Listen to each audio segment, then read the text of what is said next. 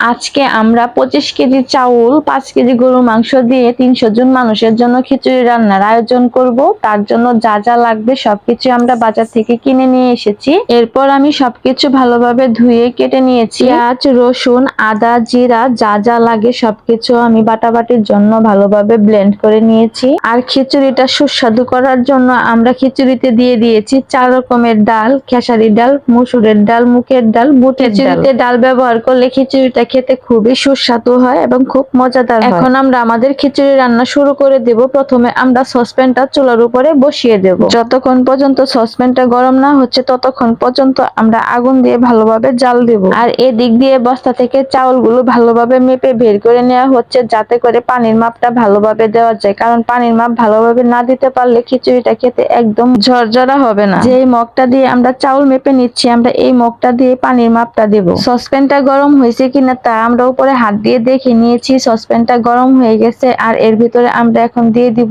তেল। 25 কেজি চাউলের জন্য এখানে আমরা দিয়ে দিব 3 লিটার পরিমাণের তেল, হাফ লিটার পরিমাণের সরিষার তেল। সরিষার তেল দিলে খিচুড়ির গন্ধটা অনেক সুন্দর হয় এবং খেতেও খুব সুস্বাদু হয়। আর তেল গরম হওয়ার পর এখন আমরা তেলের ভিতরে দিয়ে দিব দারচিনি, এলাচ, জিরা, লং, কিছু তেজপাতা। এখন আমরা সবগুলো মশলাই তেলের ভিতরে ভালোভাবে ভেজে নেব। এরপর এর ভিতরে দিয়ে দিব 2 কেজি পরিমাণের পলা পেঁয়াজ। এরপর পেঁয়াজগুলোকে ভালোভাবে নাড়াচাড়া দেব এবং পেঁয়াজগুলো যে পর্যন্ত বাদামি রং না হয়ে আসছে সেই পর্যন্ত আমরা ভাজতেই থাকবো। এবং পেঁয়াজগুলো বাদামি হয়ে আসলে এখন আমরা এর ভিতরে দিয়ে দিব বাটা মশলা।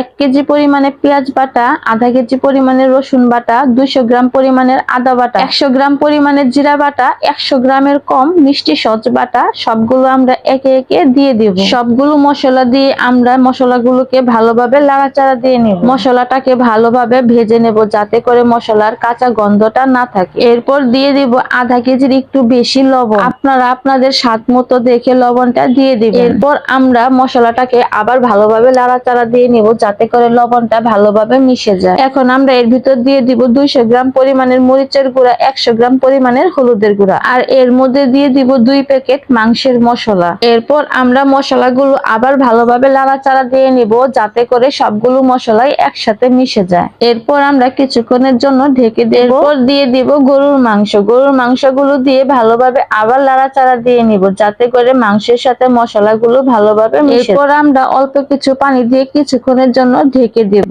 যাতে করে মাংসটা ভালোভাবে কষানো হয় এবং মাংসটা ভালোভাবে সিদ্ধ হয়ে যায়। আর মাংস কষানোর পাশাপাশি এই দিক দিয়ে আমি চাউলগুলো ভালোভাবে ধুয়ে নিব যাতে করে চাউলে কোনো ধরনের ময়লা না থাকে। চাউল ধোয়া শেষ হলে চাউলটাকে আমরা ভালোভাবে ছেঁকে নেব যাতে চাউলে কোনো রকম পানি না থাকে। এদিক দিয়ে মাংস কষানো হয়ে গেছে। এখন এখানে দিয়ে দিবে একে একে সব ধরনের ডালগুলো দিয়ে আবার ভালোভাবে নাড়াচাড়া দিয়ে নেবে যাতে করে সব ধরনের মশলা ডালের সাথে মিশে যায়। সবকিছু যত কষানো হবে খেতে ততটাই মজা হবে। এখন আমাদের সবকিছু কষানো শেষ। এখন আমরা এর ভিতর দিয়ে দিব পরিমাণ মতো পানি। কিছুক্ষণ আমরা উচ্চ তাপে পানিটা বলক দিয়ে নিব যাতে করে পানিটা ভালোভাবে জাল হয়। এবং পানিটা ভালোভাবে জাল হওয়ার পর একে একে আমরা সবগুলো চাল দিয়ে দিব। চাল দেওয়া শেষ হলে আমরা আবার ভালোভাবে নাড়াচাড়া দিয়ে নেব এবং সবগুলো চাল উপর নিচে করে দেব যাতে করে মাংসের সাথে চাউলটা ভালোভাবে মিশে যায় এবং নিচে লেগে না ধরে। এরপর আমরা ঢাকনা দিয়ে ঢেকে কিছুক্ষণ রেখে দিয়ে নামিয়ে ফেলবো। নামিয়ে ফেলার পর কিছু কয়লা নিয়ে আমরা ঢাকনার উপরে দিয়ে ঝাপা দিয়ে দিব।